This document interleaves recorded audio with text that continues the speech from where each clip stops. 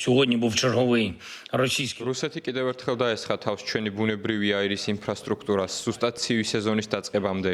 რუსები ეძებენ გზებს, რათა მეტი ზიანი მიაყენონ ჩვენს მოსახლეობას. მხოლოდ გაზის ობიექტებზე ამ ერთი თავდასხმის დროს 35 რაკეტა გაისროლეს, მათ შორის ბალისტიკური რაკეტები. ეს იყო კომბინირებული თავდასხმა და ჩვენ მხოლოდ რაკეტების ნახევრის ჩამოგდება მოვახერხეთ.